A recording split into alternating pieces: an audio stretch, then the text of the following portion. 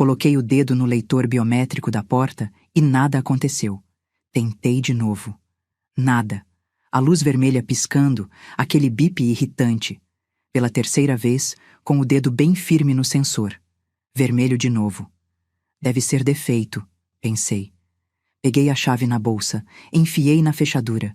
Girei, ou melhor, tentei girar. A chave travou, não entrava. Forcei um pouco mais, com cuidado para não quebrar. Foi quando ouvi passos do outro lado da porta. A porta se abriu. Um homem que eu nunca tinha visto na vida me olhou de cima a baixo, uns 40 e poucos anos, camisa polo azul, cara de quem acabou de acordar. "Posso ajudar?" Ele perguntou. Eu pisquei. Olhei para o número na porta. 1502, meu apartamento. Cobertura, 15 andares, Vila Nova Conceição, onde eu morava fazia 23 anos. "Desculpe, mas quem é o senhor?" Consegui falar. "Sou o Paulo. Moro aqui. E a senhora é..." "Moro aqui. Moro aqui." "Como assim mora aqui? Esse apartamento é meu. Helena Ribeiro. Eu moro aqui desde 2002. O homem franziu a testa. Uma mulher apareceu atrás dele. Loira, uns 30 e poucos, roupão branco. "Paulo, o que foi?" "Essa senhora tá dizendo que mora aqui." A mulher me olhou com aquela cara de quem acha que tá lidando com uma louca. "Senhora, a gente comprou esse apartamento faz 3 semanas. Tem escritura, registro, tudo certinho. Acho que a senhora se confundiu de andar." 3 semanas. 3 semanas atrás eu tava em Gramado. Férias. Resort, café da manhã caprichado, caminhadas no frio. Voltei ontem, deixei as malas no carro, fui direto pro supermercado. E agora? "Não", falei, voz tremendo. "Não tem confusão nenhuma. Eu moro aqui. Meu nome tá na escritura, no IPTU, em tudo." "Senhora", o homem falou, aquele tom de quem tá perdendo a paciência. "A gente comprou de uma tal de Juliana Campos. Ela apresentou procuração da proprietária, a Helena Ribeiro. Tudo legal, passado em cartório. A senhora quer que eu mostre os documentos?" Juliana. Minha filha. Meu estômago virou. A Juliana vendeu?" "Antes de continuar, me conta nos comentários. Você está acompanhando essa história de qual cidade? E me diz, você já teve alguém da família que te traiu de um jeito que você nunca imaginou?" Peguei o celular com as mãos tremendo. Liguei para Juliana. Chamou, chamou, chamou. "Alô?" A voz dela irritada. Barulho de criança chorando no fundo. "Juliana, o que você fez?" "Oi, mãe. Chegou de viagem?" "Juliana, tem um casal estranho no meu apartamento dizendo que compraram ele de você." Silêncio do outro lado. Depois, um suspiro. "Ah, é. Esqueci de te avisar. Esqueci de te avisar." "Como assim esqueci de avisar?" "Mãe, não grita. Olha, era necessário, tá? A gente estava afundado em dívida. O Marcelo perdeu muito dinheiro e... Bom, a senhora tinha aquela procuração antiga, lembra? Para emergências? Então usei ela para vender o apartamento." Eu não conseguia acreditar no que estava ouvindo. "Juliana, aquela procuração era para caso eu tivesse um AVC, uma emergência médica, para você poder pagar minhas contas." "Bom, tecnicamente era válida para venda também." Conversei com um advogado. "Que advogado?" "Um conhecido do Marcelo." Um conhecido do Marcelo, o marido dela. O vagabundo que não trabalha direito faz 5 anos. "Juliana, você vendeu minha casa, sem me avisar, enquanto eu tava de férias." "Mãe, para de drama. A senhora tem dinheiro. Compra outro apartamento. Aluga alguma coisa. Sei lá." "Drama? Você acha que isso é drama?" "Olha, não tenho tempo para isso agora. A Luísa tá com febre, o Pedro tá impossível. A gente conversa depois." E ela desligou na minha cara. Fiquei ali parada, celular na mão, olhando para aquele casal de estranhos na porta do meu apartamento. "Senhora", a mulher falou, mais suave agora. "A senhora tá bem? Quer sentar? Quer água?" Eu queria chorar, queria gritar, queria acordar e descobrir que tudo era pesadelo. Mas eu não fiz nada disso, porque sabe o que é? Eu trabalhei 42 anos no departamento jurídico do escritório Andrade em Associados. 42 anos lidando com contratos, procurações, escrituras, fraudes. E se tinha uma coisa que eu sabia, era exatamente o que fazer agora. Não, obrigada, respondi. Mas eu vou precisar de uma cópia da escritura de vocês e o nome do tabelião. O homem hesitou. Por quê? Porque minha filha cometeu um crime. E vocês, infelizmente, foram vítimas dela também. Desci pro térreo. O porteiro, seu Valdomiro, me viu e abriu um sorriso. Dona Helena, voltou de viagem? Como foi? Foi ótimo, seu Valdomiro. Me diz uma coisa. Tem gente nova morando no meu apartamento? Ele ficou sem graça. Ah, tem sim. Faz umas 3 semanas. Sua filha veio aqui, apresentou os documentos, disse que a senhora tinha vendido e ido morar no interior. E você acreditou? Dona Helena, ela tinha tudo. Procuração, escritura nova, chaves novas. Eu não podia barrar. Respirei fundo. Não era culpa dele. Tudo bem, seu Valdomiro. Não foi culpa sua. Voltei pro carro. Um Corolla 2019, prata, 98 mil barrels quando comprei. Entrei. Tranquei as portas. E aí sim, sozinha, eu deixei as lágrimas saírem. Chorei. Chorei de raiva, de choque, de traição. Minha única filha, a menina que eu criei sozinha depois que o pai dela morreu. A menina que eu paguei escola particular, 2.400 horas por mês durante 12 anos. Faculdade de Publicidade na Mackenzie, 4.800 horas por mês durante 4 anos. Casamento, 85 mil que eu paguei porque o sonho dela era casar na igreja matriz. E ela me roubou. Não foi venda. Foi roubo. Limpei as lágrimas. Peguei o celular. Liguei pro único hotel que eu conhecia perto dali. Flat nos Jardins, 380 a diária. Boa tarde, Flat Paulista. Em que posso ajudar? Preciso de um quarto. Hoje. Por tempo indeterminado. Claro. Por quanto tempo a senhora pretende ficar? Ainda não sei. Mas aceita pagamento mensal? Sim, senhora. 8.500 horas por mês, tudo incluso. Perfeito. Chego em 1 hora. Desliguei. 8.500 horas por mês. Dava para pagar. Minha aposentadoria do INSS era 6.400 horas. Mais a aposentadoria privada do escritório, 11.200 horas. Total, 17.600 líquidos por mês. Sobrava 9.100 horas depois do flat. Dava para viver? Dava. Dava para manter meu padrão? Não. Mas não era sobre dinheiro. Era sobre justiça. Dirigi até o flat. Fiz check-in. O quarto era pequeno. Cama de casal, banheiro minúsculo, janela com vista para outro prédio. Nada a ver com minha cobertura de 280 metros quadrados. 3 suítes, varanda gourmet, vista para o parque. Deixei a mala no chão. Sentei na cama. E comecei a pensar. A Juliana tinha usado a procuração. Aquela procuração que eu fiz fazia 8 anos, em 2017, quando tive um susto de saúde e quis deixar tudo organizado caso acontecesse algo comigo. Mas aquela procuração era específica. Dizia, para fins de gestão médica, pagamento de contas e manutenção patrimonial em caso de incapacidade da outorgante. Venda de imóvel. Não entrava nisso, a não ser que... Peguei meu notebook, acessei meu e-mail. Procurei procuração nas mensagens antigas. Achei. Lá estava. O PDF que o tabelião tinha me mandado em 2017. Abri. Li cada linha. E quase caí da cama. Tinha uma cláusula no final, em letras miúdas. Fica facultado à procuradora a venda de bens imóveis em situações de emergência financeira comprovada da outorgante. Eu não lembrava daquela cláusula. Juro que não lembrava. Mas ela estava lá, com minha assinatura embaixo. Ou era minha assinatura. Peguei uma lupa que tinha na gaveta do criado mudo. Dei zoom no PDF. Olhei para a assinatura. Helena M. Ribeiro. Minha assinatura sempre foi firme. Linha reta. Letra cursiva impecável. 40 anos assinando documentos, você cria um padrão. Mas aquela assinatura tinha um tremor. Sutil, mas tinha. No M do meio, uma leve ondulação que eu nunca fazia.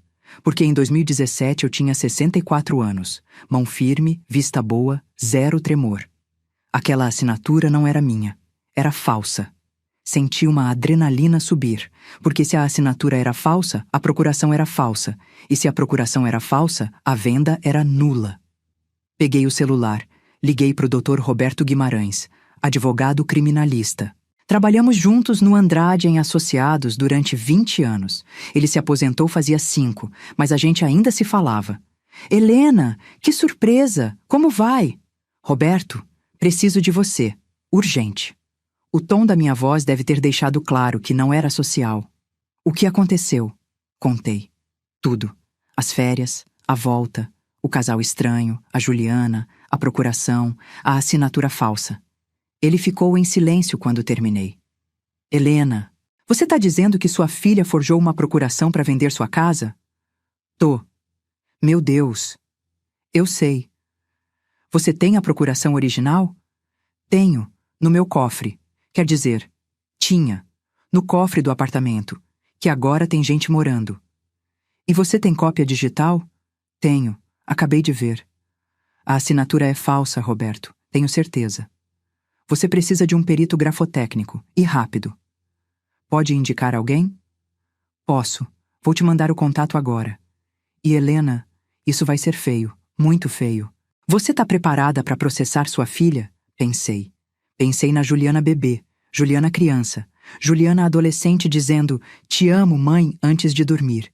E pensei na Juliana adulta dizendo "para de drama" e desligando na minha cara. Tô, respondi. Então vamos começar. Nos 2 dias seguintes, segunda e terça-feira, 14 e 15 de janeiro, eu montei meu caso.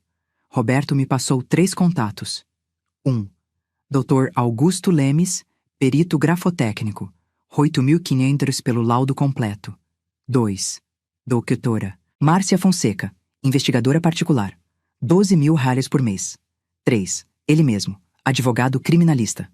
45.000 reais de honorários iniciais, PLAIs, 15% de êxito, total imediato, 65.500 reais. Eu tinha 340.000 reais na poupança. Fruto de décadas de trabalho, economia e uma indenização de 180.000 reais quando me aposentei. Paguei tudo, porque não era sobre dinheiro, era sobre dignidade. O Dr. Augusto veio no flat na terça à tarde. Homem sério, uns 60 anos, maleta de couro. Dona Helena, vou precisar de 3 coisas. A procuração original, amostras da sua assinatura verdadeira em diferentes épocas e a escritura de venda. A procuração original está no apartamento, com eles. A senhora consegue acesso? Pensei. Consigo. Vou pedir para o casal. E foi o que fiz. Liguei para o interfone do apartamento. A mulher atendeu. Alô? Oi, é a Helena. Desculpa incomodar de novo. Eu esqueci alguns documentos importantes no cofre do apartamento. Será que eu poderia pegar? Silêncio. Depois, que tipo de documentos? Procuração, escritura antiga, RG, essas coisas. Tá tudo numa pasta amarela dentro do cofre do closet da suíte master. A senhora sabe a senha? Sei. 170254, aniversário do meu falecido marido. Mais silêncio. Tá bom. Pode vir amanhã de manhã, 10 horas? Obrigada, muito obrigada mesmo. Quarta-feira, 16 de janeiro, 10 da manhã, voltei ao prédio. O casal me recebeu. Foram gentis. Acho que estavam com pena. O cofre tá aberto, a mulher disse. A senha funcionou. Fui até o closet, meu closet, onde as minhas roupas ficavam penduradas por 23 anos. Agora tinha roupas deles. Abri o cofre. Lá dentro, pasta amarela, igualzinho eu tinha dito. Tirei a procuração original, coloquei na bolsa. Obrigada, falei para eles. A senhora vai conseguir resolver isso? O homem perguntou. Vou, respondi. E quando resolver, vocês vão ter que sair. Mas vou fazer o possível para vocês serem ressarcidos. Vocês foram enganados também. Voltei pro flat. O Dr. Augusto já estava me esperando na recepção. Subimos pro quarto. Ele abriu a maleta. Tirou lupa, lâmpadas especiais, câmera de alta resolução. Pegou a procuração. Analisou. Fotografou. Mediu ângulos. 2 horas depois, ele olhou para mim. Dona Helena, essa assinatura é falsa. Tenho certeza? Certeza absoluta. Olhas aqui. Ele mostrou na lupa. A senhora vê essas ondulações? São típicas de decalque. Alguém colocou papel carbono sobre uma assinatura verdadeira sua, contornou com pressão e depois repassou na procuração. Decalque. Sim. E veja. Tem resíduos microscópicos de grafite aqui e ali. Não visível a olho nu, mas no laboratório vai aparecer tudo. Quanto tempo pro laudo completo? 3 dias úteis. Na segunda que vem, 20 de janeiro, a senhora tem o documento. Ele foi embora. E eu fiquei ali, sozinha, olhando pela janela. Minha filha tinha planejado isso. Não foi impulso. Não foi desespero de última hora. Ela comprou papel carbono, pegou uma assinatura minha antiga, treinou, decalcou, forjou, premeditação, peguei o celular, entrei no Mercado Livre, pesquisei no histórico de compras dela. Eu tinha a senha porque ajudava ela a comprar coisas para os netos. E lá estava. Pedido de 23 de novembro de 2024. Papel carbono profissional. Pacote com 50 folhas. R$ 28,90. Data de entrega, 28 de novembro. 2 meses antes da venda. Salvei o print. Mais prova. Quinta-feira, 17 de janeiro, a doutora Márcia Fonseca veio me ver. Mulher determinada, uns 50 anos, cabelo curto, olhar de quem já viu de tudo. Dona Helena, vou precisar de acesso às suas contas bancárias, extratos e autorização para investigar as contas da sua filha e do genro. Pode investigar. Eu autorizo tudo. A senhora suspeita de mais alguma coisa além da venda do apartamento? Pensei. Suspeito. Eu tinha uma poupança conjunta com a Juliana. R$ 180 mil. Era para os estudos dos meus netos. Ela tinha acesso. Quero saber se mexeram. A doutora Márcia anotou. Vou verificar. Mais alguma coisa? Quero saber onde o Marcelo tá metido. Dívidas, jogos, o que for. Entendido. Ela foi embora. E eu esperei. Sexta-feira, 18 de janeiro, nada aconteceu. Sábado, 19, também não. Domingo, 20, nada. Foram os 3 dias mais longos da minha vida. Eu ficava no quarto do flat, olhando pro teto, pensando. Pensando em como a Juliana tinha ficado assim. Ela nem sempre foi má, sabe? Quando criança, era doce, carinhosa, me abraçava antes de dormir. Dizia que quando crescesse ia cuidar de mim. O que aconteceu? O Marcelo. Foi o Marcelo. Eles se conheceram na faculdade. Ele era bonito, charmoso, cheio de planos. Ia abrir uma agência de marketing. Ia ganhar muito dinheiro. Ia dar uma vida ótima para ela. Eu desconfiei desde o começo. Mas a Juliana estava apaixonada. E quem sou eu para ficar no caminho do amor da minha filha, né? Eles casaram em 2010. Eu paguei o casamento. 85 mil. Igreja, festa, lua de mel em Cancún. Nos primeiros anos foi bom. O Marcelo até trabalhava. A agência deles deu certo por um tempo. Eles tinham dinheiro. Mas em 2018 começou a cair. Clientes sumindo. Contratos não renovados. E o Marcelo começou a ficar estranho, nervoso, sempre no celular. A Juliana vinha pedir dinheiro. Mãe, é só até a gente se estabilizar. E eu dava. 5 mil reais aqui, 8 mil reais ali. Em 2020, eles venderam a casa deles. Foram morar num apartamento alugado, menor. É temporário, mãe. Em 2022, a Juliana me pediu 50 mil reais para quitar umas dívidas. Eu dei. E agora, em 2025, agora ela tinha vendido minha casa. E você? Você também já ajudou alguém da família tantas vezes que perdeu a conta? E mesmo assim foi apunhalado pelas costas? Segunda-feira, 21 de janeiro, 9 da manhã, o Dr. Augusto me enviou o laudo por e-mail. Baixei. Abri. Li. Laudo técnico de análise grafotécnica. Perito. Doutor Augusto Lemes. CRP. 45.892. Objeto. Procuração pública lavrada no 3º Tabelionato de Notas de São Paulo, em 14/12/2024. Conclusão: a assinatura atribuída a Helena Maria Ribeiro presente no documento analisado não é autêntica. Trata-se de falsificação por meio de decalque, conforme evidenciado por 1. presença de ondulações incompatíveis com o padrão caligráfico da signatária verdadeira. 2. Resíduos microscópicos de grafite detectados em análise espectral. 3. Pressão irregular da caneta, típica de contorno sobre molde 4. Ausência de características dinâmicas próprias da escrita natural da signatária. Classificação: falsidade ideológica, artigo 299 do Código Penal. Grau de certeza: 99,7%. São Paulo, 21 de janeiro de 2025. Dr. Augusto Lemes, perito. Grafotécnico judicial imprimi. Coloquei numa pasta. Mais uma arma. Terça-feira, 22 de janeiro, a doutora Márcia me ligou. Dona Helena, preciso que a senhora sente. O que eu descobri é pesado. Pode falar. A poupança conjunta da senhora com a Juliana, 180 mil, foi zerada em novembro de 2024. Fechei os olhos. Ela tirou tudo. Tudo. E tem mais. Eu rastreei o Marcelo. Ele tá devendo 847 mil. 847 mil? Isso? Para casas de apostas online. Bet365, Sporting Bet, umas 5 plataformas. E mais 230 mil hatters para agiotas. Tenho os extratos aqui. Ele apostava todo dia. Às vezes, 15 mil hatters numa única aposta. Meu Deus. E a Juliana sabia? Sabia. Tem mensagens dela no WhatsApp dele cobrando, brigando. Ela descobriu em outubro. E em novembro, ela começou a planejar a venda do apartamento da senhora.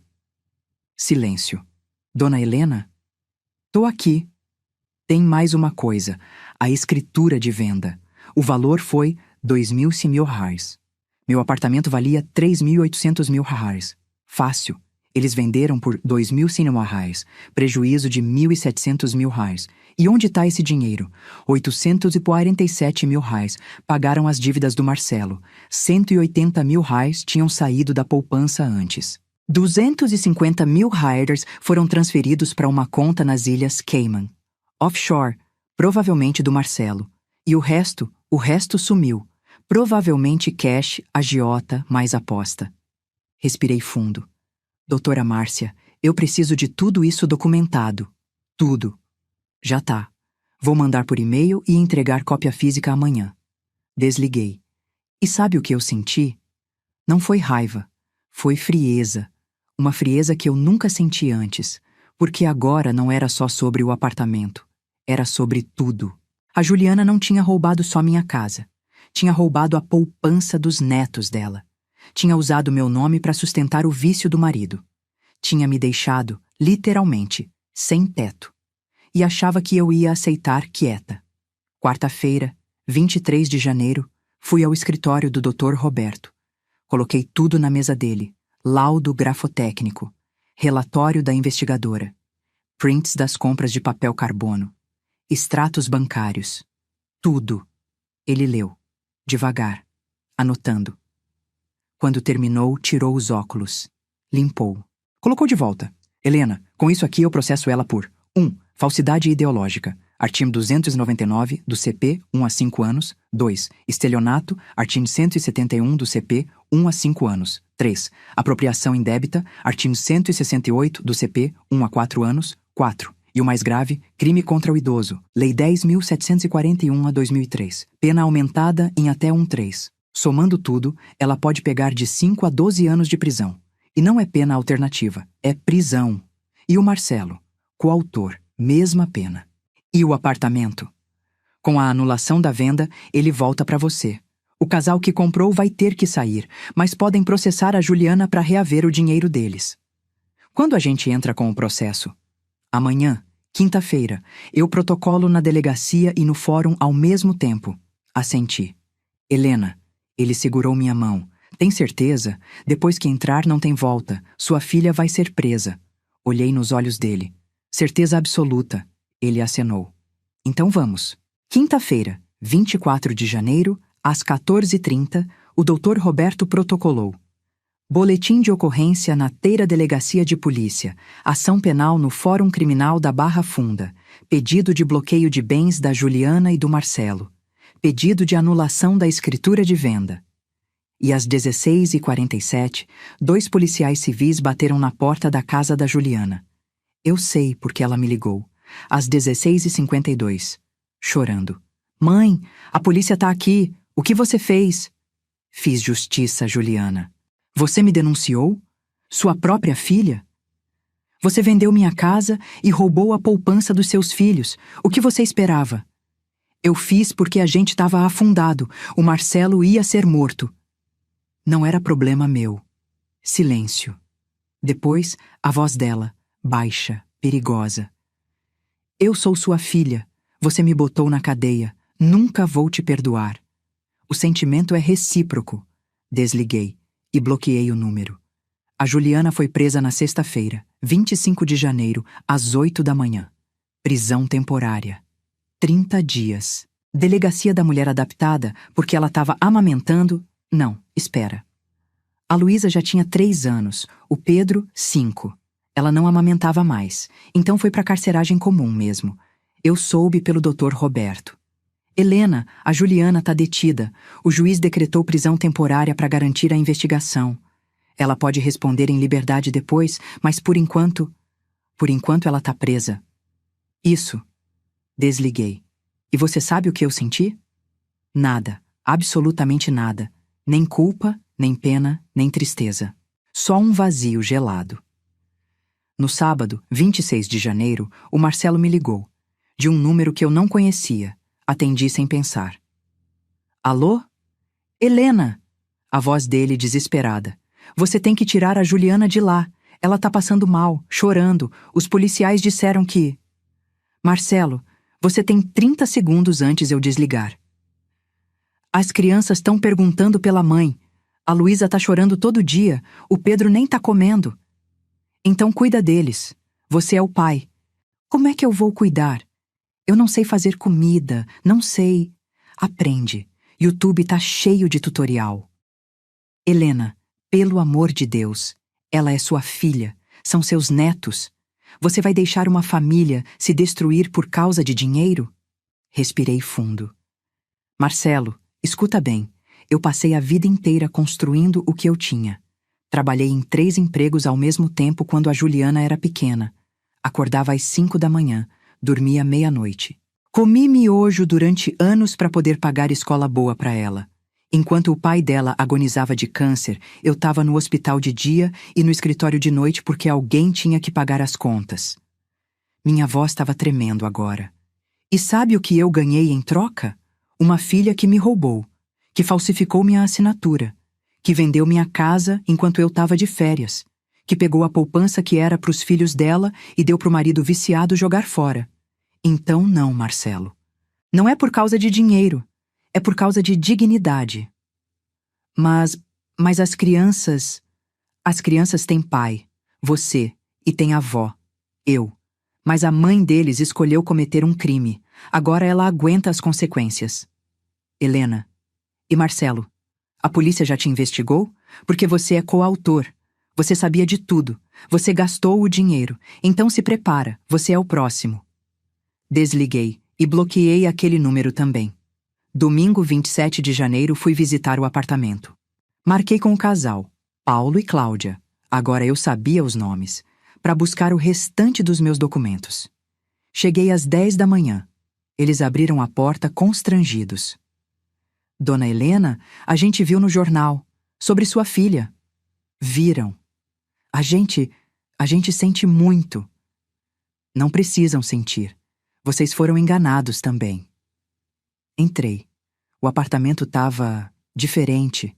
Móveis novos, quadros novos, cheiro diferente. Mas ainda era meu apartamento. As paredes que eu pintei de cinza pérola da Quatrus.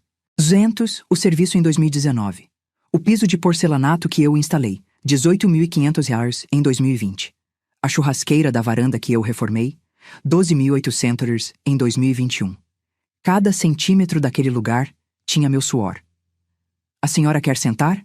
Café? A Cláudia ofereceu. Não, obrigada. Só vim buscar os documentos mesmo. Fui até o escritório, meu antigo escritório. Agora era quarto de hóspedes deles. Abri a gaveta da escrivaninha.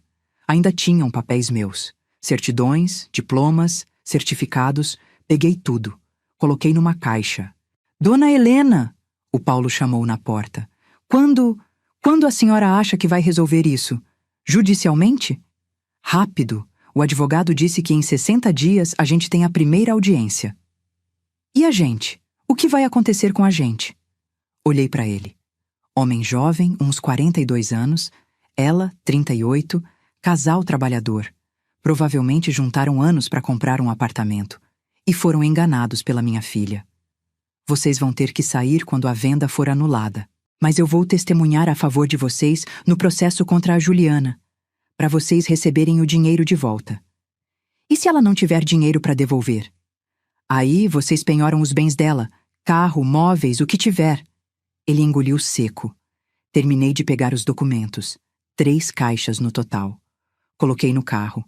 Antes de sair, olhei para trás, pro prédio. Meu prédio. 23 anos morando ali. 23 anos subindo aquele elevador. 23 anos acordando com vista pro parque. E agora eu morava num flat de 35 metros quadrados. Mas ia voltar. Ia recuperar o que era meu. Segunda-feira, 28 de janeiro, fui chamada para depor na delegacia. A delegada, doutora Patrícia Moura, uns 50 anos, olhar sério, me recebeu numa sala pequena. Dona Helena, obrigada por vir. Vou precisar do seu depoimento formal sobre os fatos. Claro. Ela ligou um gravador. Pode começar. Conte tudo desde o início. E eu contei. As férias em Gramado, o retorno, a biometria que não funcionava, o casal estranho, a ligação para Juliana, a descoberta da venda, a procuração falsa, os 180 mil reais roubados da poupança, as dívidas do Marcelo com apostas, tudo. Levou 2 horas. Quando terminei, a delegada desligou o gravador. Dona Helena, eu trabalho há 26 anos na polícia. Já vi muita sacanagem. Mas isso é de um nível de crueldade que choca até a mim. Pois é. A senhora tem filhos? Tenho. Uma filha, que tá presa. Ela acenou pensativa. E a senhora? A senhora não sente vontade de desistir? De perdoar? Afinal, são seus netos também. Olhei para ela. Doutora Patrícia, me responde uma coisa. Se fosse a senhora, se a sua filha tivesse feito isso, a senhora perdoava? Ela ficou em silêncio. Depois, baixinho. Não perdoava. Então, saí da delegacia 12:15. No caminho pro flat, parei num restaurante. Prato feito, 38 reais. Arroz, feijão, bife, salada. Comi sozinha, olhando pela janela, vendo gente passar. E pensei, será que eu tô sendo muito dura? Será que uma mãe de verdade não perdoaria? Peguei o celular. Entrei no Instagram da Juliana. Perfil público. A última foto era de 3 semanas atrás. Ela, o Marcelo e as crianças num restaurante japonês. Sorrindo. Legenda. Família é tudo. Aquele restaurante eu conhecia. Temaqueria no Itaim. 220 por pessoa, fácil. Eles tinham ido lá enquanto planejavam me roubar. Sorrindo, tirando foto, fingindo felicidade. Bloqueei o Instagram dela também. Terça-feira, 29 de janeiro, a doutora Márcia me ligou. Dona Helena, descobri mais uma coisa. Grave. Pode falar. O Marcelo não tá só devendo para casas de aposta. Ele deve 230 mil para um agiota. E esse agiota é ligado ao PCC. Meu estômago gelou. PCC? Comando? Sim, eu tenho as conversas. O agiota ameaçou a família dele. Disse que ia buscar se não pagasse até dezembro. E eles pagaram? Pagaram, com parte do dinheiro da venda do seu apartamento. Silêncio. Dona Helena, isso muda tudo, porque agora a gente pode alegar coação, que a Juliana fez porque estava sendo ameaçada. Mas ela não estava sendo ameaçada. O Marcelo estava, por dívidas que ele fez. Sim, mas juridicamente? Não. Doutora Márcia, não vamos usar isso como atenuante. Ela teve escolhas. Podia ter me contado. Podia ter ido na polícia. Podia ter se divorciado dele. Ela escolheu me roubar. Entendo. Só queria que a senhora soubesse. Obrigada, mas não muda nada. Desliguei. E fiquei pensando. O Marcelo estava sendo ameaçado de morte. Tá.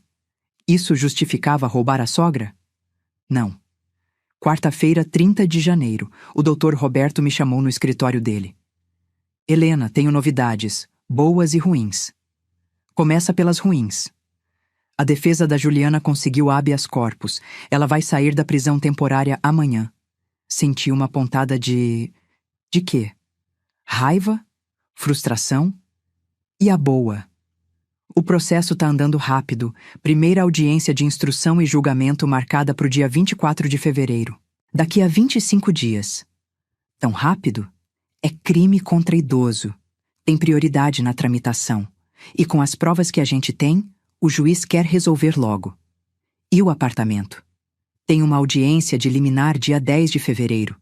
Se ganharmos, a venda é suspensa imediatamente e você pode voltar enquanto aguarda o julgamento final.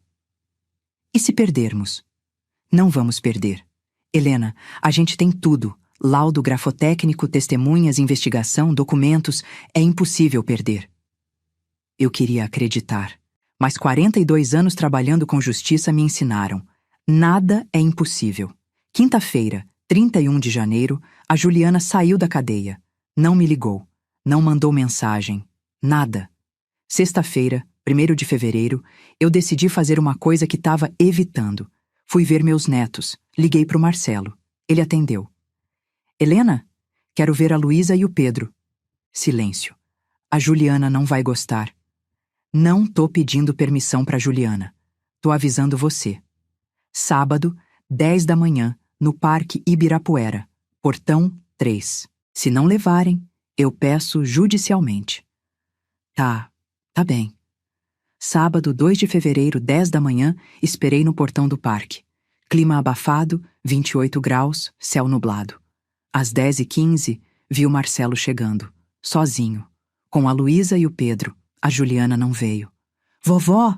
A Luísa gritou, correndo para mim. Peguei ela no colo. 3 anos, cabelo cacheado, olhos claros. Oi, minha linda, que saudade! O Pedro veio mais devagar. 5 anos, sério pra idade. Oi, vovó. Oi, meu amor. Dei um abraço nele. O Marcelo ficou de longe, mãos nos bolsos. Vocês podem ficar com ela 2 horas, ele disse. Mas não pode sair do parque. Tá bom. Ele foi embora. Passei 2 horas com meus netos. Compramos picolé, 12 ares cada. Andamos de pedalinho no lago, 40 alhas por meia hora. Eles me contaram sobre a escola, os amigos, os desenhos preferidos. A Luísa perguntou. Vovó, por que você não mora mais na casa grande? Meu coração apertou. Porque a vovó precisou sair, meu amor. A mamãe disse que você tá brava com ela. Tô. Por quê? Como explicar para uma criança de 3 anos que a mãe dela é uma criminosa? Porque ela fez uma coisa muito feia comigo. Mas não tem nada a ver com vocês, tá? Eu amo vocês do mesmo jeito. Você volta pra casa grande? Vou. Em breve. E você?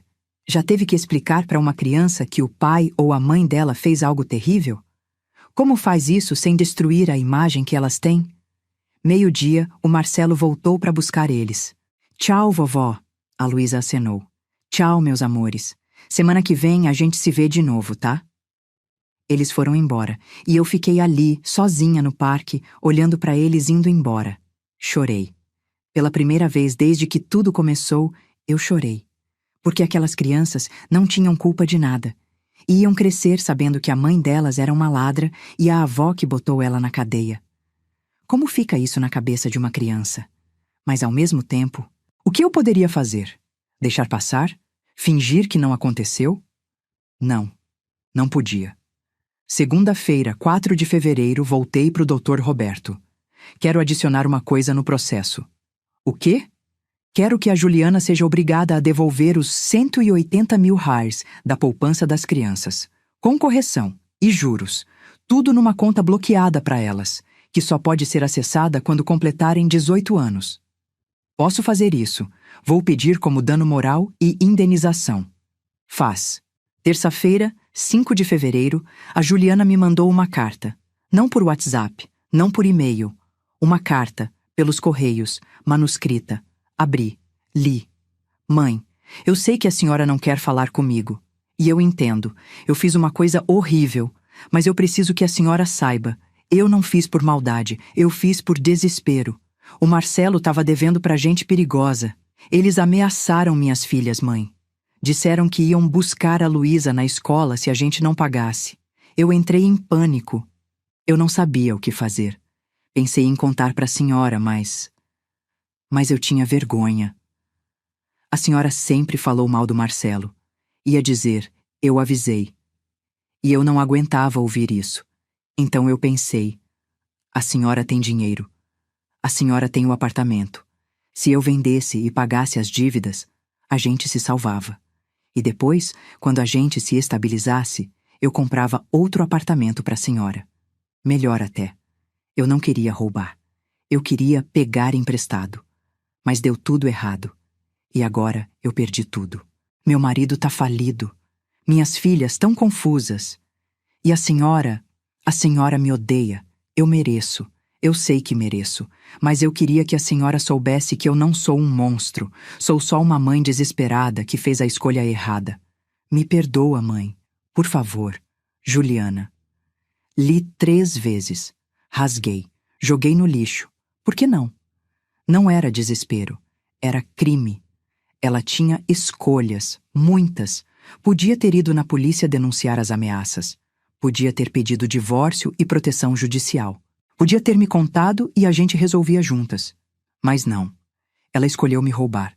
Em segredo. Enquanto eu estava de férias. Isso não é desespero. É traição. Quarta-feira, 6 de fevereiro, fui no banco. Precisava reorganizar minha vida financeira. Saldo atual. R$ 274.500, 340 mil reais originais, menos 65.500 gastos, com advogado, perito e investigação.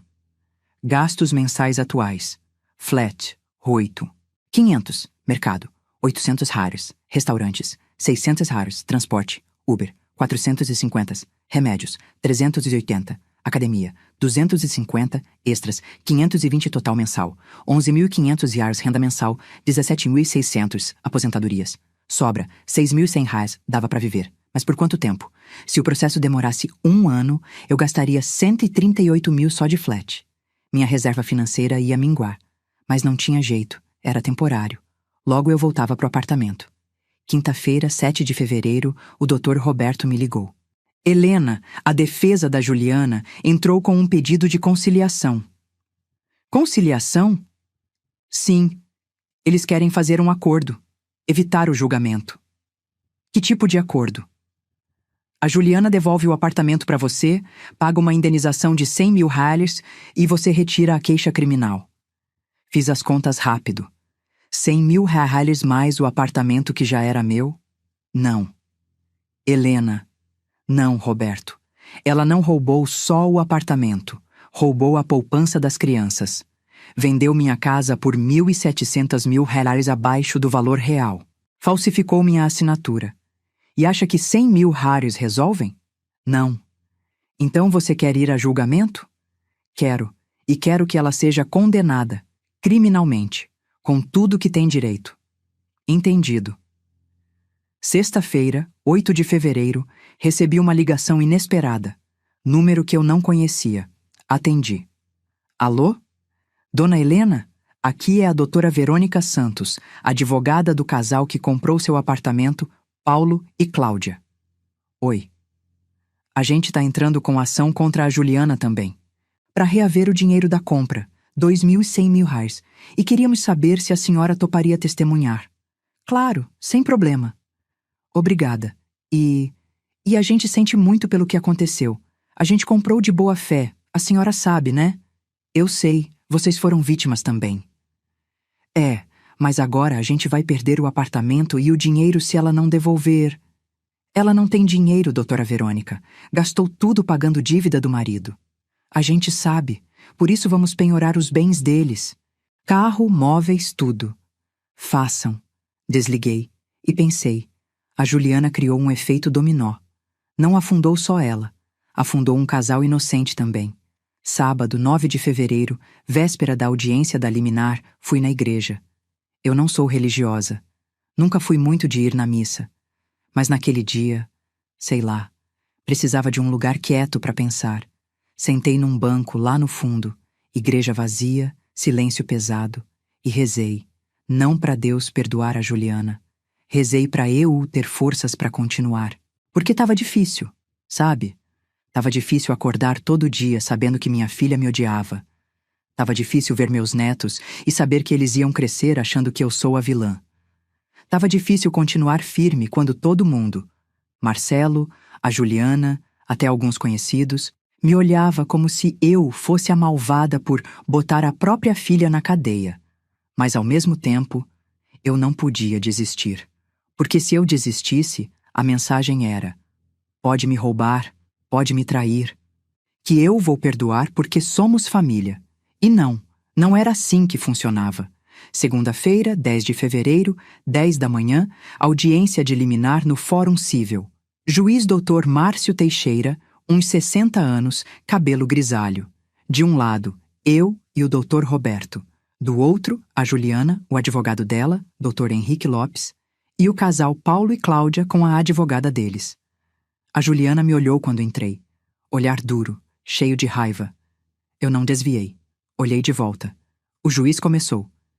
Bom, estamos aqui para analisar o pedido de liminar da autora, Helena Maria Ribeiro, para anulação da escritura de venda do imóvel localizado na Rua Funchal, 1502, Vila Nova Conceição. A autora alega falsificação de assinatura na procuração utilizada para a venda. A ré, Juliana Ribeiro Campos, alega que a procuração era válida e que agiu dentro dos poderes outorgados. Vamos aos documentos. O doutor Roberto apresentou laudo grafotécnico, assinatura falsa, procuração original, sem a cláusula de venda, comprovante de compra do papel carbono, depoimentos. O doutor Henrique, advogado da Juliana, tentou contra-argumentar. Meritíssimo, a procuradora agiu de boa fé. A procuração constava no sistema do cartório como válida. Ela não sabia que havia irregularidade. O juiz o interrompeu. Doutor Henrique, o laudo grafotécnico é conclusivo. A assinatura é falsa. E há provas materiais de premeditação, como a compra de material específico para falsificação. Não há boa-fé aqui. Virou para Juliana. Senhora Juliana, a senhora tem algo a dizer? Ela levantou. Voz trêmula. Meritíssimo, eu fiz o que fiz porque minha família estava sendo ameaçada. Meu marido devia para pessoas perigosas. Eles iam matar a gente. E a senhora procurou a polícia? Não? Por quê? Porque eu tinha medo. Então, em vez de procurar as autoridades competentes, a senhora escolheu cometer um crime contra sua própria mãe? Silêncio. É isso? Eu não sabia o que fazer. O juiz suspirou. Olhou para os papéis. Depois para mim. Senhora Helena, a senhora tem algo a acrescentar? Me levantei. Só uma coisa, meritíssimo. Eu trabalhei a vida inteira para ter aquele apartamento. 42 anos acordando cedo, pegando trânsito, aguentando chefe grosseiro. Quando finalmente consegui me aposentar e ter paz, minha filha me roubou, enquanto eu estava de férias, curtindo a vida que eu construí. Então não, ela não merece piedade. Sentei. O juiz acenou. Muito bem, vou proferir a decisão. Pegou a caneta. Escreveu. 5 minutos de silêncio absoluto. Depois, leu. Defiro o pedido de liminar. A escritura de venda fica suspensa até julgamento final do mérito. O imóvel retorna à posse da autora, Helena Maria Ribeiro, em 48 horas. Os réus Paulo e Cláudia deverão desocupar o imóvel neste prazo, sob pena de despejo coercitivo. Custas pela ré Juliana. Está decidido. Bateu o martelo. Ganhei. O doutor Roberto apertou minha mão. Parabéns, Helena. Olhei para Juliana. Ela estava chorando. O advogado dela tentando consolar. Levantei, peguei minha bolsa e saí, sem olhar para trás. Quarta-feira, 12 de fevereiro, 3 da tarde, eu voltei para o meu apartamento. 48 horas depois da decisão do juiz, como mandava a liminar. O Paulo e a Cláudia já tinham saído. Deixaram as chaves na portaria com o seu Valdomiro. Dona Helena, ele me cumprimentou, sorriso aliviado. Que bom ter a senhora de volta. Obrigada, seu Valdomiro. Peguei as chaves, subi para o 15º andar. Coloquei a chave na fechadura. Girei. A porta abriu. Entrei. E parei. O apartamento estava vazio. Não completamente. Os móveis fixos estavam lá. Armários de cozinha, box do banheiro, essas coisas. Mas o resto, sofá, mesa, cama, TV, quadros, tudo que era móvel, sumiu. O Paulo e a Cláudia levaram tudo. Liguei para o Dr. Roberto. Roberto, eles levaram todos os móveis. Eles podem. Tecnicamente, eles compraram o apartamento mobiliado. Então, os móveis são deles até a sentença final. Mas eu não tenho nada aqui. Eu sei. Você vai ter que mobiliar de novo. Ou esperar a sentença final. Desliguei. Olhei em volta. Apartamento de 280 metros quadrados. Vazio. Eco quando eu andava. Frio. Sentei no chão da sala. Encostei na parede. E ri.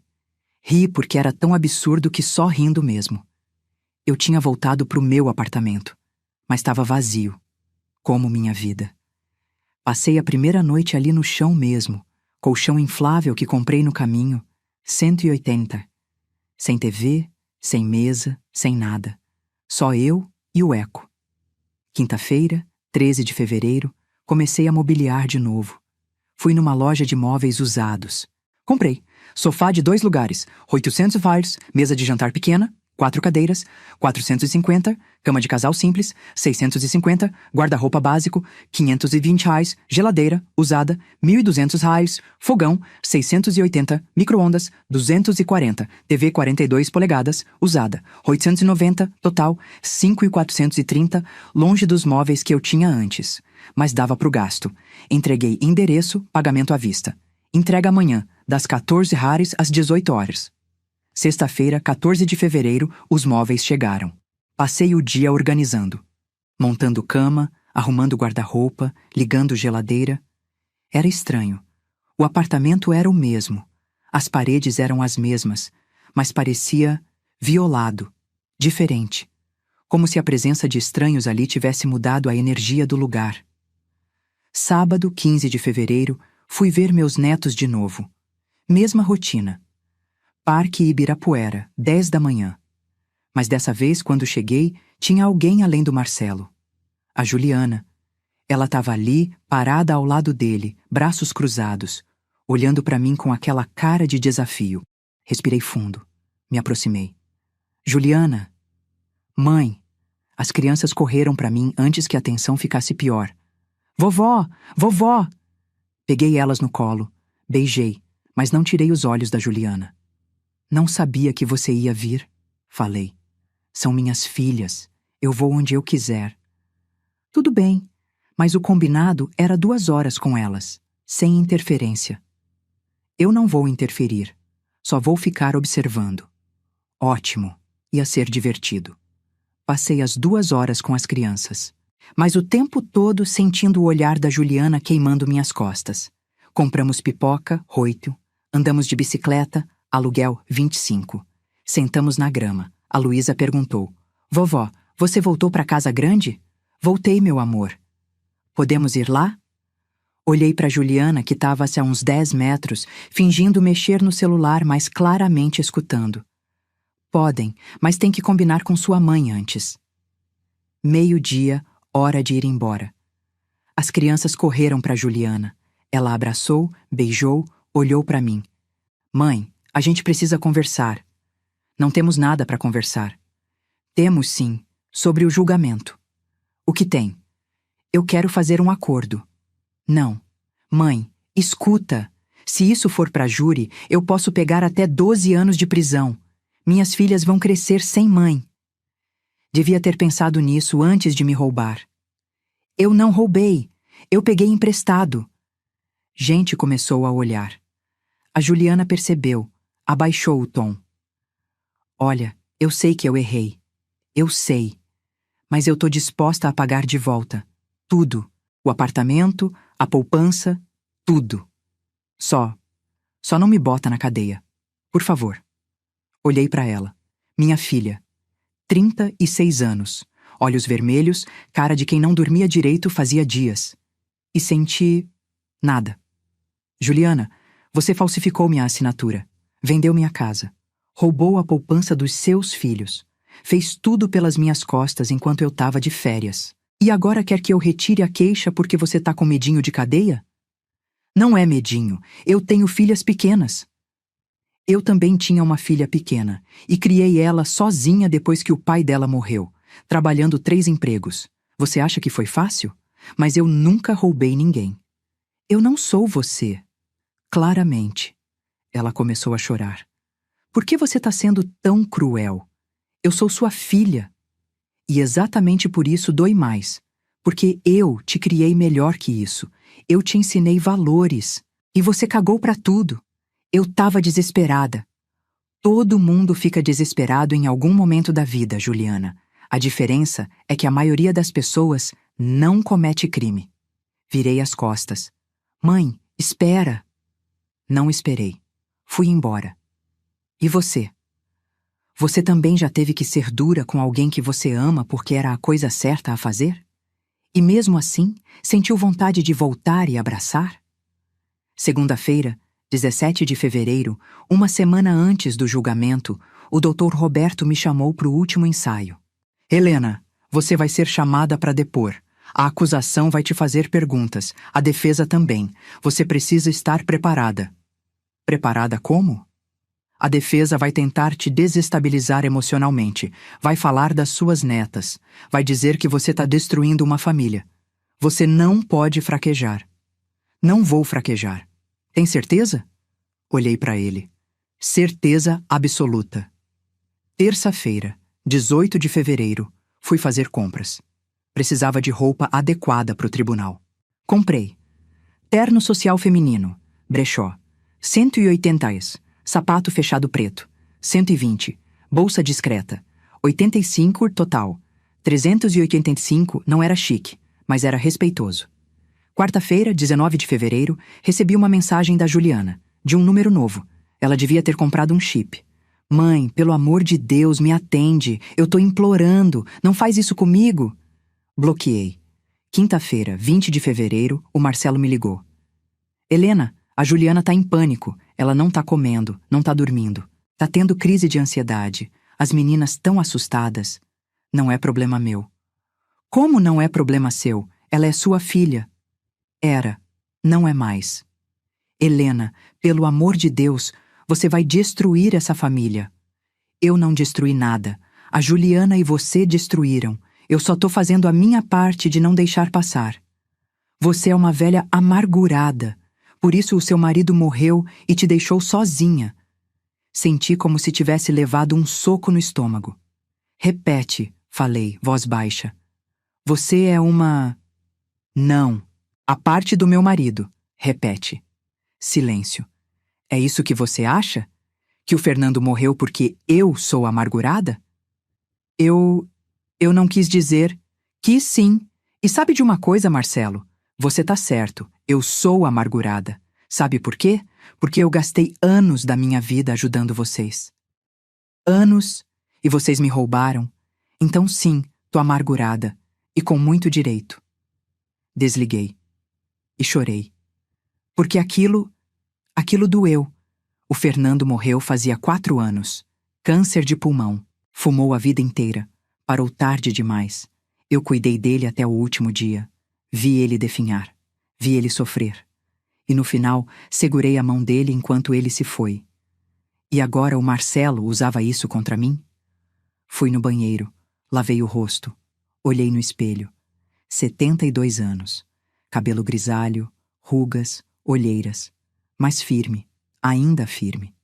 Sexta-feira, 21 de fevereiro, fui na igreja de novo.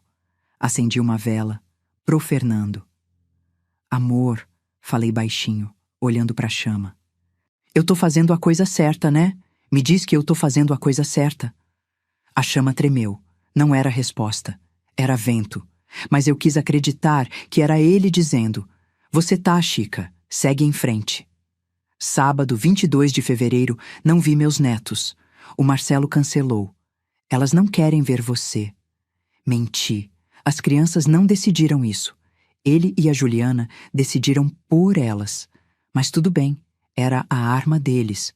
Usar as crianças contra mim. Não ia funcionar. Domingo, 23 de fevereiro, véspera do julgamento, passei o dia sozinha. Revisei meus documentos, reli o processo. Preparei mentalmente o que ia dizer. Não dormi direito.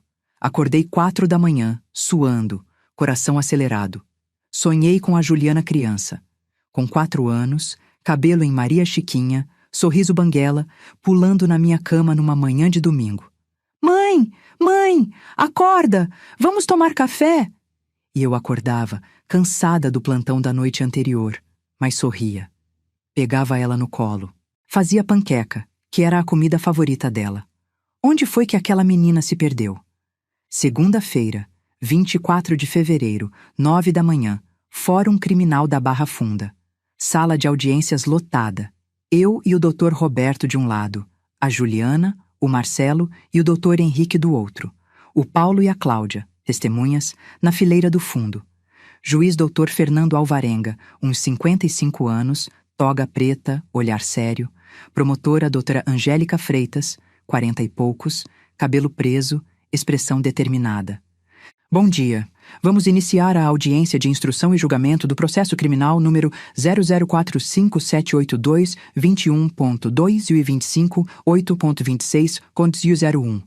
Autora: Helena Maria Ribeiro. Ré: Juliana Ribeiro Campos. Acusação: falsidade ideológica, estelionato, apropriação indébita qualificada e crime contra o idoso. Ele olhou para Juliana. A ré está ciente das acusações? Sim, meritíssimo. O Dr. Henrique respondeu. Muito bem. Vamos aos depoimentos. Chamo a primeira testemunha, Helena Maria Ribeiro. Me levantei. Fui até a frente. Mão direita levantada. A senhora jura dizer a verdade, sob pena da lei? Juro. Sentei na cadeira de frente para o juiz. A promotora começou. Dona Helena, pode nos contar, com suas palavras, o que aconteceu? E eu contei. Tudo. As férias, o retorno, a biometria que não funcionava, o casal estranho, a ligação para Juliana, a descoberta da procuração falsa, a poupança roubada, as dívidas do Marcelo. Levou 40 minutos. Quando terminei, a doutora Angélica perguntou: "E como a senhora se sentiu quando descobriu o que sua filha havia feito?" Traída, humilhada e despedaçada. Porque não foi só sobre dinheiro ou patrimônio, foi sobre confiança. Eu confiei nela. Dei a ela uma procuração porque eu confiei que ela ia usar só em emergência real, e ela virou essa confiança contra mim. Obrigada, dona Helena. Foi a vez da defesa. O doutor Henrique se levantou. Olhar de quem ia atacar. Dona Helena, a senhora tem netos, correto? Tenho. 2 meninas, Luísa e Pedro. Pedro é menino. Perdão, 2 crianças. E a senhora ama eles? Amo. E a senhora não acha que, ao processar a mãe deles, está prejudicando essas crianças? Olhei para ele. O senhor está me perguntando se eu sou responsável pelo sofrimento delas? Estou perguntando se a senhora não se sente culpada. Não. Quem deveria se sentir culpada é a mãe deles, que cometeu um crime. Mas a senhora não acha que está sendo vingativa? Afinal, sua filha agiu por desespero, não por maldade. Desespero não justifica crime. Mas a senhora não poderia ter resolvido isso em família, sem envolver a justiça? Me inclinei para frente. Doutor Henrique, me diz uma coisa. Se alguém roubasse a casa do senhor, falsificasse sua assinatura, pegasse suas economias, o senhor ia resolver em família? Ou ia na polícia? Ele hesitou. Mas é diferente. Não é diferente. Crime é crime. Não importa quem comete. Mas a senhora não acha que, como mãe, deveria ser mais compassiva? Ri. Não dava para evitar. Compassiva? Eu fui compassiva a vida inteira. Paguei escola, faculdade, casamento, ajudei financeiramente dezenas de vezes. E sabe o que eu ganhei? Uma facada nas costas. Então não, doutor. Acabou a compaixão. O doutor Henrique tentou mais algumas perguntas, mas eu não cedi. Depois foi a vez da Juliana depor. Ela se levantou. Foi para frente, mão tremendo quando jurou dizer a verdade. Sentou. A promotora começou. Senhora Juliana, a senhora confessa ter vendido o apartamento da sua mãe sem autorização dela? Eu tinha uma procuração falsa. O laudo grafotécnico comprovou. Eu não sabia que era falsa. A senhora forjou a assinatura. Nós temos provas. Compra de papel carbono, treinamento da assinatura. A Juliana começou a chorar. Eu não queria. Eu estava desesperada. Meu marido devia dinheiro pra gente perigosa. Eles iam matar a gente. E a senhora procurou a polícia? Não. Por quê? Porque eu tinha medo. Então, em vez de procurar ajuda legal, a senhora preferiu cometer um crime contra a própria mãe. Uma senhora de 72 anos. Isso é correto? A Juliana soluçava agora. Eu não pensei direito. Eu só queria salvar minha família. À custa da sua mãe. Ela não respondeu. A promotora continuou. E a poupança? Os 180 mil reais que eram para a educação das suas filhas? Por que pegou? Eu precisava... Para quê? Para pagar as dívidas? Do seu marido, não suas. Mas ele é meu marido. A dívida dele é minha também. E o apartamento? Porque vendeu por 2.100 mil reais, quando valia 3.800 mil. Eu precisava de dinheiro rápido. Então sacrificou o patrimônio da sua mãe por urgência sua. Silêncio. Depois foi a vez da defesa tentar salvar. O doutor. Henrique fez perguntas tentando mostrar a Juliana como vítima, mulher desesperada, mãe protetora, coagida pelas circunstâncias. Não colou. O juiz interrompeu. Doutor Henrique, eu já ouvi o suficiente. Tem mais testemunhas? Não, meritíssimo. Então vamos aos debates finais. A promotora falou primeiro. 15 minutos resumindo o caso, as provas, a gravidade. Depois o doutor Henrique. Outros 15 minutos tentando minimizar, pedir clemência. O juiz acenou. Vou me retirar para deliberar. Aguardem. Ele saiu. Ficamos ali, esperando. 30 minutos de silêncio pesado. A Juliana chorando baixinho. O Marcelo segurando a mão dela. Eu, imóvel, olhando para frente. O juiz voltou. Sentou. Pegou os papéis. Começou a ler. Após a análise detalhada dos autos, testemunhos e provas apresentadas, verifico que 1. A assinatura da procuração é comprovadamente falsa, conforme laudo pericial. 2. A ré agiu com premeditação, conforme evidenciado pela compra de materiais específicos para falsificação. 3. A ré causou dano material e moral à vítima, uma senhora de 72 anos, em clara violação ao Estatuto do Idoso. 4. Não há atenuantes que justifiquem a conduta da ré. Desespero financeiro. Não é justificativa legal para crime. Portanto, julgo procedente a ação e condeno a ré, Juliana Ribeiro Campos, por falsidade ideológica, 2 anos de reclusão, estelionato, 3 anos de reclusão, apropriação indébita, 2 anos de reclusão, qualificadora, crime contra idoso. Aumento de 1/3, pena total.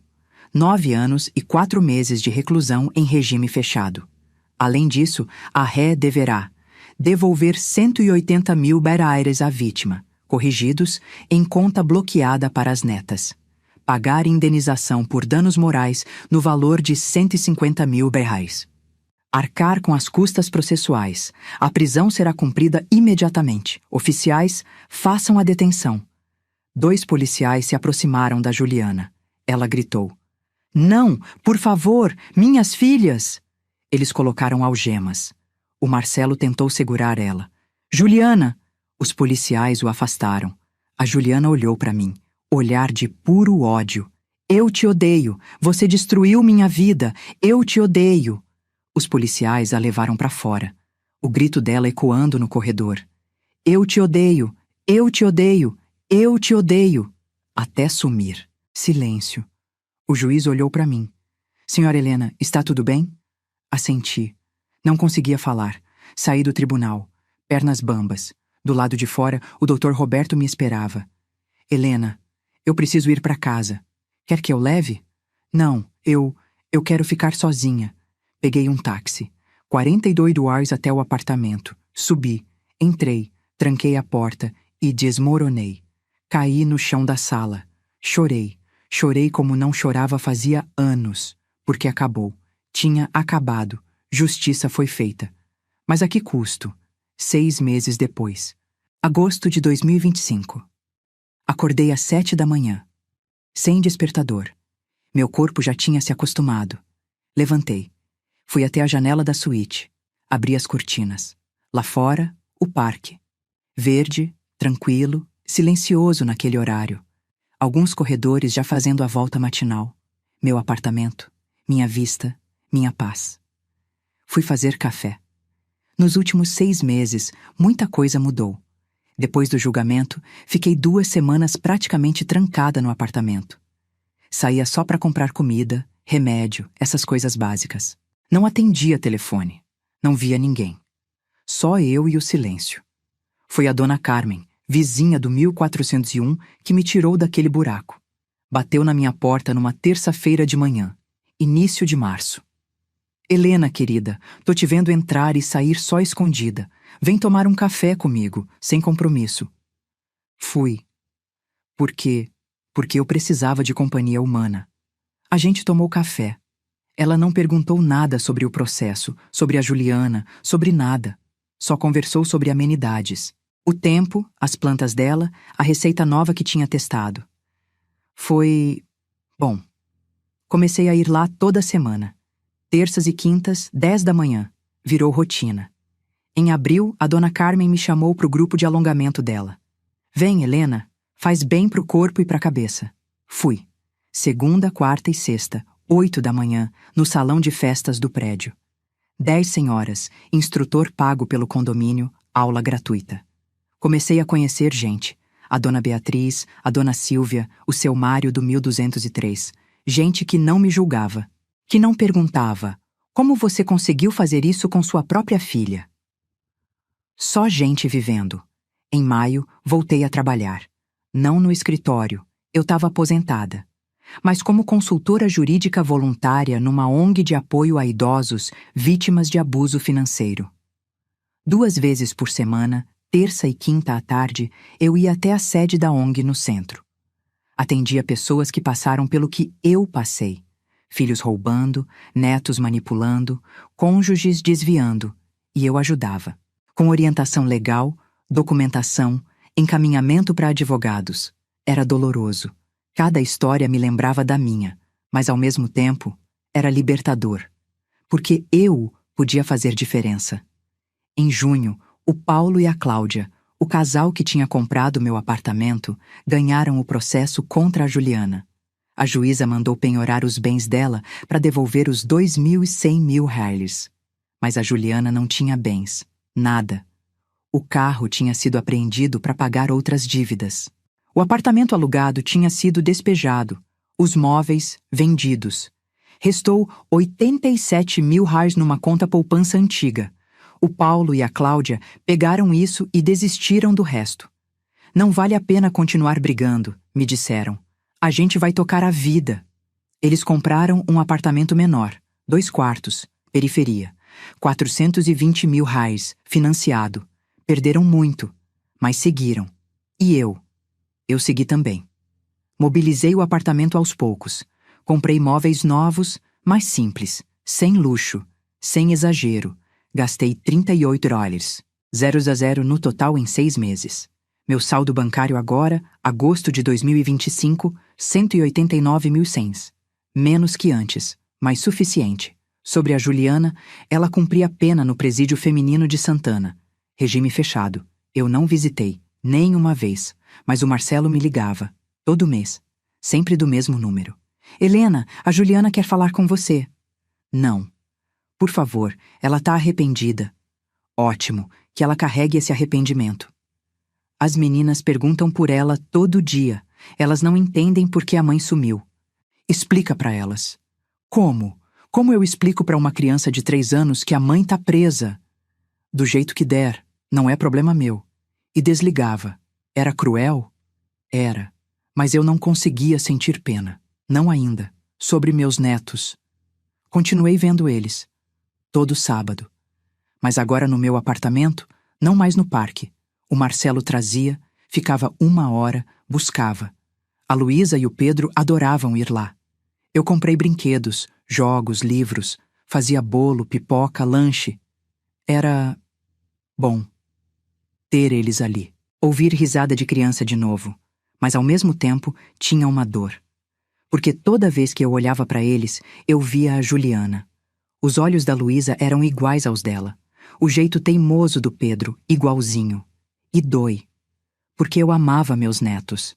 Mas eles eram filhos dela. E como separar isso? Em julho, a Luísa perguntou: Vovó, onde tá minha mãe? Eu estava preparada. Tinha ensaiado a resposta com a terapeuta. Sim, eu comecei terapia em abril. R$ 280 por sessão, toda quarta. Sua mãe fez uma coisa errada. E quando a gente faz coisa errada, tem consequência. Então ela tá num lugar onde ela precisa ficar por um tempo. Que lugar? Um lugar longe. Ela volta? Volta, mas vai demorar. Quanto? Calculei. 9 anos e 4 meses. Com boa conduta, sairia em 6 anos. Bastante tempo? Você tá brava com ela? Respirei fundo. Tô. Muito brava. Por quê? Porque ela me machucou. Ela bateu em você? Não, mas machucou de outro jeito. A Luísa ficou pensativa. Depois, eu também fico brava com ela às vezes, quando ela grita comigo. E você perdoa depois? Sim. Por quê? Porque ela é minha mãe. Olhei para aquela criança de 3 anos me dando lição de perdão. Você é esperta, sabia? Ela sorriu e voltou a brincar. Mas aquela frase ficou martelando na minha cabeça. Porque ela é minha mãe. E você? Como você decide perdoar alguém que te machucou profundamente? Existe um momento certo? Ou é só quando o coração cansa de doer? No final de julho, recebi uma carta. Da Juliana, manuscrita, papel simples, letra trêmula. Abri, li. Mãe, faz 6 meses que estou aqui. 6 meses olhando para o teto de concreto do meu cubículo, dormindo em beliche de metal, comendo comida fria em bandeja de plástico. E a cada dia eu penso, eu mereço estar aqui, porque o que eu fiz foi horrível. Eu sei que desculpas não mudam nada. Sei que arrependimento é palavra fácil de escrever, mas eu preciso que a senhora saiba, eu realmente me arrependo. Todo dia. A terapia obrigatória aqui, sim, tem terapia, me fez entender coisas que eu não queria ver. Eu usei a senhora, mãe. Usei a vida inteira. Quando eu pedia dinheiro e a senhora dava, eu não via como ajuda. Via como direito. Como se a senhora devesse porque era minha mãe. Quando eu casei com o Marcelo e a senhora disse que ele não prestava, eu fiquei furiosa. Não porque a senhora estava errada, mas porque a senhora estava certa. E eu não queria admitir. Quando ele começou a me afundar em dívida, eu sabia que devia terminar. Mas não tive coragem. E em vez de encarar o problema, eu, jogador, para a senhora. E agora eu perdi tudo. Perdi você, perdi minha casa, perdi meus filhos. Eles me visitam 1 vez por mês, mas é diferente, né? Perdi minha liberdade. E a pior parte, eu fui quem causou isso. Não foi você, não foi o juiz, não foi o sistema. Fui eu. E isso é a parte mais difícil de aceitar. Mas estou aceitando. E estou mudando. Devagar, muito devagar. Mas estou. Faço terapia 2 vezes por semana. Estudo à distância. Comecei uma pós em Direito da Família pelo EAD da faculdade. Trabalho na biblioteca da penitenciária. Não bebo, não brigo. Sigo as regras. Porque eu quero mudar. Quero sair daqui e ser uma pessoa melhor, uma mãe melhor e, quem sabe, talvez, uma filha melhor. Não estou pedindo perdão, ainda não, porque sei que não mereço. Só queria que a senhora soubesse. Eu entendi. Entendi por que a senhora fez o que fez. E obrigada. Obrigada por não me deixar sair ilesa. Obrigada por me ensinar que ações têm consequências. Obrigada por me amar o suficiente para me punir. Com carinho, se ainda posso usar essa palavra, Juliana. Li 3 vezes. Sentei na poltrona da sala. E chorei. Porque pela primeira vez em 6 meses, eu senti algo por ela. Não era perdão, ainda não. Era esperança. Esperança de que talvez, só talvez, minha filha ainda estivesse lá dentro. Guardei a carta, numa pasta. A mesma pasta onde guardei os comprovantes do processo. Não respondi. Ainda não estava pronta. Mas guardei. E isso já era alguma coisa. No sábado seguinte, 2 de agosto, quando o Marcelo trouxe as crianças, ele me chamou no canto. Helena, posso falar com você 1 minuto? Pode. A gente foi para a varanda enquanto as crianças brincavam na sala. Eu queria te pedir desculpas. Por tudo. Pelo que eu disse naquele dia. Sobre o Fernando. Sobre você ser amargurada. Foi horrível da minha parte. Olhei para ele. 6 meses depois, ele estava diferente. Magro, barba feita, olheiras menores. E por que tá se desculpando agora? Porque eu fiz terapia também. E percebi que eu sou um merda. Quase ri. Pelo menos você admite. E eu queria que você soubesse. Eu não vou te encher mais o saco pedindo pra tirar a Juliana de lá. Ela tá lá porque merece. Eu sei disso agora. E as dívidas? Zerei. Entrei em acordo com os agiotas. Tô pagando $3.800 por mês. Vou levar anos, mas vou pagar. E as apostas? Parei, completamente. Apaguei todos os apps, bloqueei todos os sites. Entrei nos jogadores anônimos. Vou nas reuniões toda terça. E as meninas? Tão comigo, tempo integral. Aprendi a cozinhar, lavar roupa, pentear cabelo. Não sou o melhor pai do mundo, mas tô tentando. Acenou. E você? Como tá? Tô reconstruindo. Devagar. Mas tô. Olhamos pro horizonte. Silêncio. Depois ele perguntou. Você acha que um dia você vai perdoar ela? Pensei. Não sei. Talvez. Mas vai levar tempo. Muito tempo. Entendo. Mas, Marcelo, perdoar não significa esquecer. Não significa que vai voltar a ser como antes. Porque não vai. Nunca vai. Eu sei. Mas se um dia eu perdoar, vai ser com limites, com regras, com vigilância, entendeu? Entendi. Voltamos para a sala. As crianças estavam desenhando. Vovó, olha o que eu fiz. A Luísa mostrou um desenho. 4 palitinhos. Somos eu, o Pedro, você e a mamãe. Peguei o desenho. Olhei. 4 palitinhos de mãos dadas. Tá lindo, meu amor. Posso levar para mostrar para a mamãe? Pode. Ela guardou com cuidado na mochila. E eu pensei, essas crianças ainda acreditam que a gente pode voltar a ficar de mãos dadas. Será que pode? Setembro de 2025, 1 ano depois do início de tudo. Sentei na varanda do apartamento, café quente na mão, sol nascendo. Fiz um balanço. Financeiro, saldo atual, $189.100. Apartamento, recuperado e quitado. Valor de mercado, $3.800. 000. Dívidas, 0 emocional. Terapia, em andamento progredindo. Amizades reconstruídas. Dona Carmen, pessoal do alongamento, ONG. Família, complicado. Relação com netos, boa, com Juliana. Em pausa, com Marcelo neutra. Saúde, física, melhor que há 1 ano.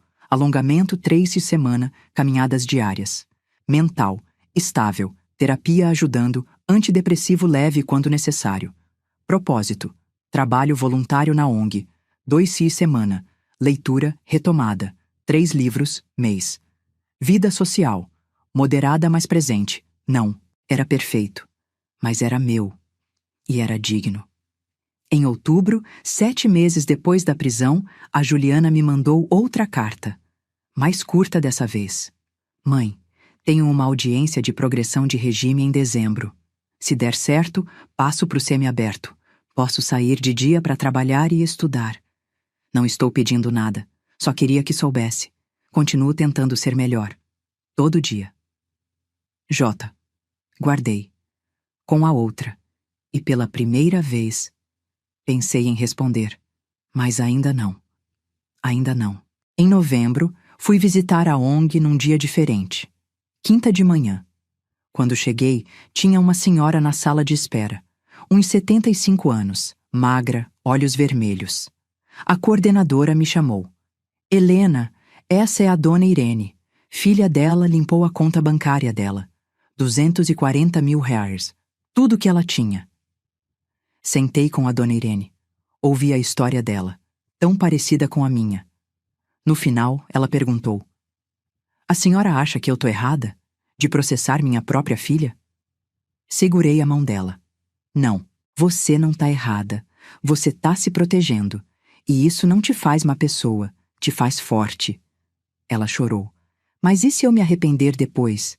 Se arrepender, a gente lida, mas pelo menos você vai saber que não deixou barato, que você se defendeu. Ajudei ela com a documentação. Orientei sobre os passos legais. Indiquei advogado.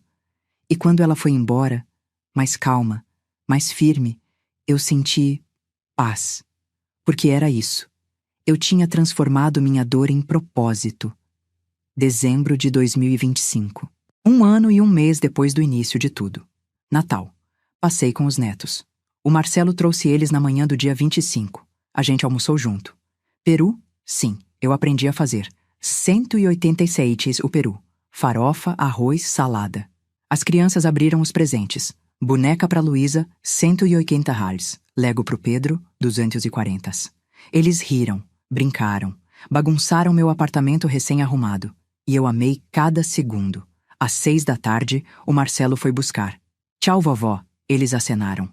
Tchau, meus amores. Ano novo a gente se vê de novo. Eles foram embora. E eu fiquei sozinha. Mas não solitária. Porque solidão e solitude são diferentes, né? Solidão é ausência forçada. Solitude é paz escolhida. E eu tinha escolhido minha paz. Janeiro de 2026. A Juliana conseguiu progressão de regime. Semi-aberto. O Marcelo me contou. Ela pode sair de dia, vai trabalhar num escritório de advocacia, programa de ressocialização. Que bom pra ela. Helena, ela quer te ver. Respirei fundo. Ainda não. Mas ela mudou, de verdade. Tá diferente. Mais humilde, mais consciente. Que bom. Mas ainda não tô pronta. Quando você vai tá? Não sei, mas quando tiver, eu procuro ela. Não o contrário. Ele entendeu. Fevereiro de 2026. 14 meses depois do início de tudo. Eu tava na varanda, lendo um livro, café ao lado, quando o celular tocou, número desconhecido. Atendi. Alô? Mãe? A voz da Juliana, trêmula. Meu coração acelerou. Juliana. Eu não deveria estar ligando. O Marcelo disse que a senhora não quer falar comigo, mas eu precisava ouvir sua voz. Só uma vez. Fiquei em silêncio. Mãe, eu sei que não mereço perdão. Sei que talvez a senhora nunca me perdoe. E eu entendo. Mas eu queria que soubesse. Eu mudei. De verdade. Não é teatro. Não é manipulação. É real. Ainda em silêncio. Eu tô trabalhando, pagando minhas contas, cuidando das meninas nos fins de semana, fazendo terapia. E todo dia, eu olho no espelho e lembro. Eu fiz aquilo e nunca vou esquecer. Respiração dela ofegante. Eu não tô ligando pra pedir nada, só pra dizer obrigada. Obrigada por não ter desistido de mim mesmo quando eu desisti de você. Vai desligar. Espera, falei. Silêncio do outro lado. Juliana, eu recebi suas cartas. Recebeu? Sim, e eu guardei. Ouvi um soluço. Eu não tô pronta pra te perdoar. Ainda não. Mas talvez um dia. Se você continuar mostrando que mudou, de verdade. Vou mostrar. Eu juro que vou.